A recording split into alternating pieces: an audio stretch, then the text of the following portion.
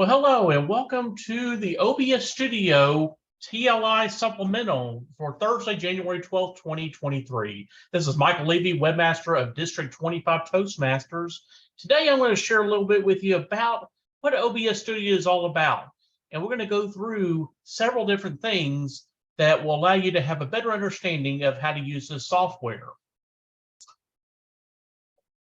Now, in this presentation, we're going to talk a little bit about just a few things that will give you, again, just a little bit of a better perspective of all the different types of settings. But first, let me kind of share with you what we've got here. So today, an overview of why OBS. Why is it going to be a great platform for you to enhance your presentations? Well, we're going to talk a little bit about that in a moment. We'll talk about the layout of this platform. There's a lot of features that will allow you to enhance your presentations. And then we're going to talk a little bit about the settings menu and all the different things that are available to you to use. Now, this, just to preface this presentation, is nowhere near an expert level. This is just an introductory presentation that will, just, scratch the surface on how, you can get started with OBS. But I will encourage you to also download the application and to test it yourself. And then we'll finally talk about some of the settings of the scenes that will allow you to really get to the heart of what OBS is about. So that's going to be a little bit of overview of what we're going to talk about today. So why OBS Studio? What's so great about OBS Studio? A lot of people haven't really heard of OBS Studio because it's not one of your flashy type of software. It is out there and it's free and you're able to download it. But OBS, again, stands for Open Broadcasting Software. And for that, it's a very popular video recorder and live stream software. One of the great things about it, it runs on Macintosh computers, Windows, and Linux systems. And it's also very universal across multiple platforms, as you can see. So like I say, Apple, Microsoft, also the Linux, all of those you had in the actual software runs the same. So you have so many different options on whatever platforms. Now, OBS is also used very closely with YouTube Live, Facebook Live, several of the other live streaming services. And that will allow you to be able to get one of the actual streamlines that will allow you to do a recording and a live stream right through OBS. Plus, there's also going to be a few additional resources that I will share along the presentation that will then give you a little bit more enhancement of what some of the terms mean. So we will go through a lot of those today, but that's why OBS Studio is going to be great. And these are just a few of the things that we're going to talk about. All right, so let's talk about the layout of the platform. Now, one of the great things about it, we have OBS Studio is a great presentation of, you could actually use it with Zoom and as well as some of the other webinar softwares. And you can then use these to your advantage for a theatrical presentation, for webinars, you name it. Now, again, just to remind you that we do have very limited as far as being able to show the software in this presentation, but I do have a bunch of screenshots that you're going to see, and all through this presentation. When you look over here to the other side, you're going to find that we'll have a lot more breakdowns of these different parts of the platform. So what you're looking here is whenever you open up OBS, and this presentation does assume that you already have the software, and once you do have it open, this is going to be the first screen you see is going to be the actual Canva where you're able to see the preview and studio mode. Now, when you do, you will come in most likely with the preview mode, which is just the one screen, and that will allow you to, if you're walking in a simple environment, all you need is the preview mode. However, we do have studio mode that you will see in the menu on the far right side. And again, you have your control panel that we've kind of showed you here. Now, controls will show you again that in here you will have you can start the stream, you can do recordings, and then your studio mode that you have the arrow on right now. Now you can go in, you will see when you do hit the studio mode, it breaks it up to two screens. You'll first have your your preview screen that will be here on the left, and then your studio one that you will have on the right, the actual what it's going to be. And we'll talk a little bit about transitions and how those will be. You can switch from the preview over to studio. But you do have two different modes here, the preview one on the left side, and then on the right will be the studio mode. Now, also, you'll have another place on here. We'll talk a little bit more about this in a minute, but you do have a place where there's settings. Now, settings are also very subjective, and they're also kind of preferential to the user that's going to be doing the presentation. So we, again, you have lots of different options in the settings menu, which we'll talk about here in just a minute. But that's also will be the button right below the studio mode. And then exit, you'll see exit, that actually will then take you completely out of the OBS application. So you don't want to hit the exit until you're officially done, because then you'll have to reopen again and reload the application. But exit is to be able to take you completely out of the application. Now you'll also see at the bottom here, there'll be statistics. Now you can also see, it'll give you a lapse time of the actual live stream that how long you've been going, as well as any recording that you may have had during that point. It also keeps a lapse time of that. Now you'll see over here on the CPU usage. Now that right here will be very important to know when you get to looking at how much of your computer that it's having to work. This is going to give you an option of just giving you a breakdown of how hard your computer's working to use the software. So again, it's just kind of a nice little statistic thing that you'll see at the bottom. Now here we're just going to start getting into the cool stuff. Now the scenes, now that's going to be pretty neat to see as well. Now you'll see that in here on the next section.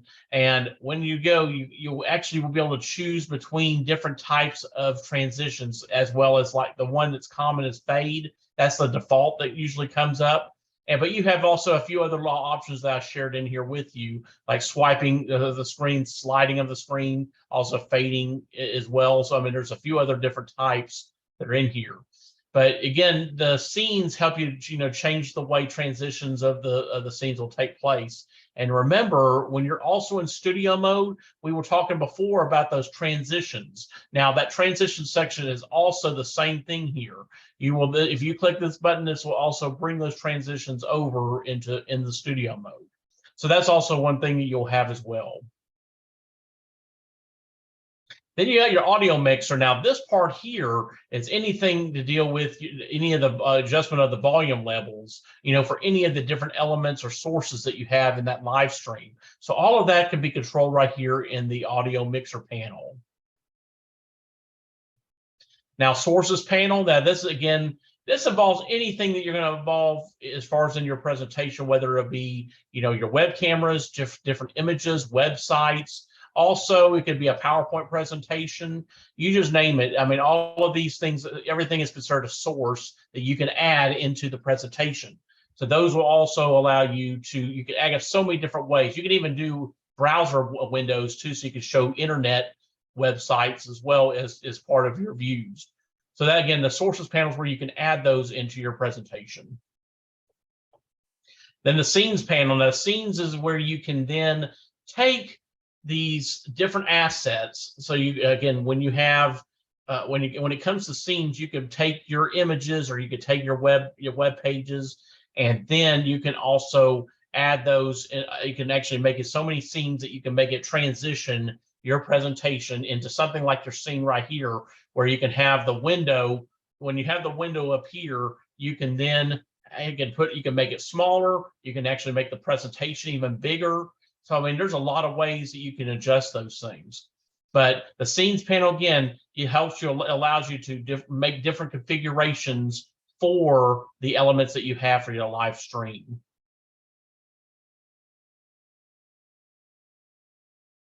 Okay, so let's now go and talk about settings. We talked about the layout part of it and how, where everything is placed. But now let's get into settings and kind of show you the nooks and crannies of what OBS Studio is all about. Now, we were talking about earlier how we have a big settings menu. Now, you will see in here that the settings are, again, you'll want to go through and just kind of look at all the different things that are available. Now, again, there's many videos out there about OBS that will allow you to kind of learn more about what these things do. But we kind of highlight just a few of them here that are very important. Again, these are personal preferences to many. So many of these videos out there will show you how to set it up. But it could be, most of these are depending on whether you're doing a live stream or a recording. But there's also a second part here about stopping the stream and stopping recording. Now, those areas are very important to kind of pay attention to. And then you want to scroll through that menu through just to make sure that you're able to do so in this case.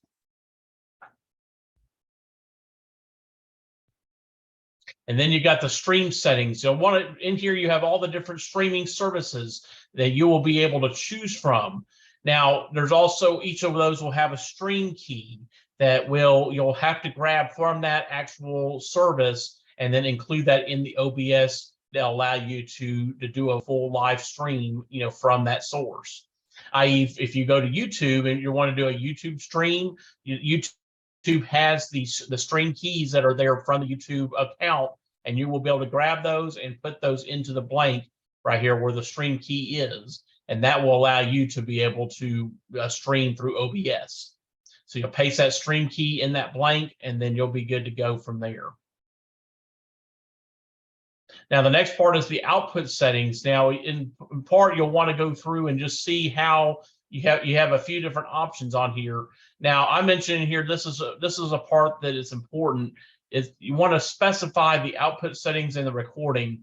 Now, default, when you do these streams, that the default is based on a 720p stream. So it's more for like a PowerPoint, smaller screen, kind of what you're seeing on the screen right here with my image. Now, you can also do that, you can actually, if you do want to go bigger, you can. Now, we do have there's a site down here at the bottom through YouTube that I've included that will allow you to see the different bit rates. Then that also controls the quality of your video. So you can keep that in mind, and then it will give you a chart of whenever you want to increase the size of this image, you will be able to increase the bit rate as well. And on that support side, it tells you too that a 1080 stream, you'll want to get it from 2,500 kilobytes per second to 5,000 at a minimum. So it could be a little higher, but 5,000 kilobytes per second is the minimum when it comes to the 1080 stream. But the higher the number here, the higher the quality stream. And that bit rate quality link right down below here is a very great help to whenever you're deciding how crisp and quality you want your presentation to be. So again, that's just a little bit of settings on the output. Again, these are just scratching the surface right here. This is not going to be a very detailed. There's a lot of videos on how a little detail that there is with OBS, but due to our time, I'm just scratching the surface so it gets you underway. And also, like I say, you now have a part about the audio. Now, the audio portion too which is important too, is that you have the audio bitrate, which is also the quality of that. You kind of want to leave that alone here. Now, when it comes to that stuff, you do want to go ahead and get a format that will allow you to use, whenever you output that video. Now, we recommend here that you use an MP4 format. So if it is defaulting to something else, go ahead and change that to MP4. That will be a good quality for the output of the video. And again, you also have the recording quality section. Now, that will also be one that you want to select the high quality and a medium file. Because sometimes whenever you do a live stream, the quality may be low, but when it records, it may not be as good as it was whenever you're presenting. So you always want to select that high quality medium file size in that drop down menu. And it's like I say, most of these things remain as defaults, which when it comes down to the audio part.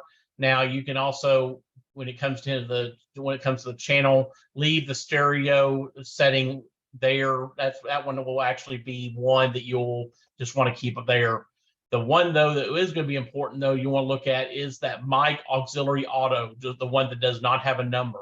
Now that right there, it shows a default, but you want to be able to select the source of where your microphone is, the one that you use all the time, whether it's on your camera, on your webcam, or if you have a standalone microphone, you actually want to select the source of that instead of leaving it default, and that will make sure that it's being used correctly.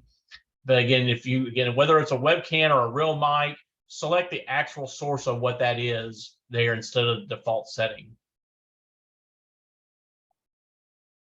Now you also have video settings too. I mean, you can specify the different settings of the video, the quality, frame rate, and this is how you push it out to YouTube or record it. So again, these are some of the basic settings. But the base Canva is the main studio screen. You also want to be able to get both the base and the output at a high rate. And so with this, you want the size usually is a lot smaller. We've set it up here in OBS to be at 1920 by 1080. So like 1080p. So you want to make sure that this is changed. It was defaulting to 720. Change those both to 1920 by 1080 to allow you to have the maximum quality for the stream and the recording. So again, these are video settings that you can change as well. Hotkeys. Now, hotkeys are ones that you can make shortcuts. Now, a lot of this is definitely not required. You can then go in if you want to set certain keys to certain actions. You can do that, but you will find that in here where you will be able to. You could set a certain key to a certain action and set those. But again, not necessarily really needing to be done. But it can be if it's effective though. If you do like short hotkeys to be able to do actions a lot quicker. So that does have they do have an option in there for for those hotkeys. And then the next part is the advanced settings. Now we won't be touching much of this at all, but again, automatically you want to make sure that this is enabled to reconnect if you lose internet. So OBS will try to attempt to connect to the internet again if you lose a connection of some sort. So that's important to make sure if in the advanced settings, make sure that this is enabled to allow you to make sure the program will reconnect. Okay, and then so some of the last part of it is about setting up the scenes. Now, these scenes, like I said, are really cool things that you can do to be able to change the way you present the information. Now you're seeing right here on my screen that you can put it in like a camera view along with the presentation. There's about right now really about 3 things going on this screen to present here in OBS. And again, this presentation is being done in OBS Studio. So it's important though to remember that you can set so many scenes and you can control the actions of what's going on that screen, through OBS. So that'll allow you some pretty cool things to do, to set up some different images to show, as well as maybe different camera views. If you have multiple cameras, you can put multiple camera views through here too. That's something that won't be presented in this presentation, but there are many videos that will show you how you can use multiple views to be shared on your screen in OBS. So we'll talk a little bit more about here. But again, whenever you do set the scene, the default scene will already be created. Again, it automatically will come up, for that, to be able to get you started. Now you may want to rename this little area, the first scene, to be like the main camera. Now for this you'll want to get your camera view set to whatever you want, and then you'll want to change that source there, on the sources section to video capture device. And then that will allow you to select which camera you want, for this main camera, and then name that device and then select it. And then your camera should appear just like this on the screen, and then you can resize it and do whatever you need to. And again, there's so many things you can do with OBS. Again, with this being an introductory level, scratch the surface type of video, there are so many things you could do with it. But again, just to start it out, just getting your camera set up on here, and then you can go to different scenes between, you know, having different picture files or whatever. All of those are important to, you know, to be able to craft a great presentation on OBS. And then there we have the video presets. Now this again is another one of those that you can change the presets to, again, make sure that all of these are again the highest quality whenever you're getting ready to present. Now, when we set up OBS and we did the video items at the beginning, we talked about how we changed it from 720p over to 1080p to, you know, to maximize that. Now, again, it comes up in the video presets that it defaults to the 720p. So you'll want to change that video preset over to high, and then you can then add multiple sources and devices. So that'll be important to be able to get, you know, get all your different sources all on the screen, and then you can change those scenes to make your presentation work to your advantage. And then again, the scenes you can turn them on and off. There's a little eye that you'll see on the sources that you can turn on and off. All of those are, you know, at your disposal. So that's very important things you can do too. And just a few final thoughts about OBS. Again, this software allows you to be very flexible with multiple sources. That's one of the great things about this. And again, in this here, I'm able to use Zoom, you know, and OBS can become a source for your videos, just like a camera. So that's why it's so great that you can set up multiple sources on this one thing for OBS and to maximize your presentation. So that's important too. So different scenes can be added, and then you can add different camera shots, like I mentioned, with video running, you know, at the same time. There's lots of ways to interact in OBS Studio. But it's real important that you know, again, with this video being one way to learn, there's a lot of them that will be more an actual demo, which will probably be helpful. But I just, again, want to scratch the surface on the many ways that you could really go in here and really make a great presentation. Well, that now is the end of the presentation on OBS Studio. Again, this is just a very basic, scratch the surface look at what the software can do for you for future presentations, and it gives you perspective of the possibilities that are out there, you know, to be able to utilize a platform like OBS and get in and be able to use multiple sources to convey your message. So this is a great tool. I highly recommend it. And it just, again, more practice, the easier it gets. That's the whole thing. There's many videos, again, how to download it, get it on there, and, you know, then take these steps as well and go through and, you know, step by step and craft a actual profile of what you would like to set up for your next presentation. But thank you again so much for watching. Again, this has, again, been a great opportunity for, you know, to look at OBS altogether. I mean, again, this was again, scratch the surface type of thing that I think you're going to really enjoy. But continue to watch this video again just to see some of the tools. I think you're really going to enjoy it. Thanks again for watching. I hope you all have a wonderful day, and we'll see you on the next video. Thanks again.